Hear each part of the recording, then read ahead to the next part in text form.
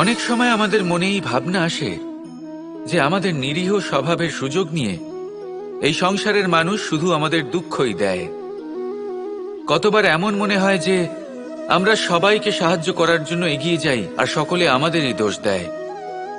অনেক সময় এমন মনে হয় যে আমরা শুধুই সৎকর্ম করি, সকলের ভালো চাই, কিন্তু সকলে আমাদেরই বিষয়ে খারাপ কথা বলতে থাকে।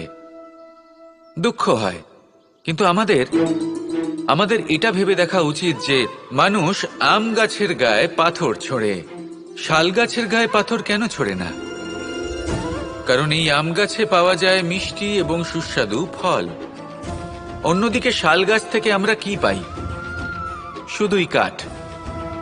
তাই যদি আপনাকে কেউ কথা শোনায়, আপনাকে কোনো কিছুতে বাধ্য করার চেষ্টা করে, আপনার বিষয়ে অনুচিত কথা বলে, তাহলে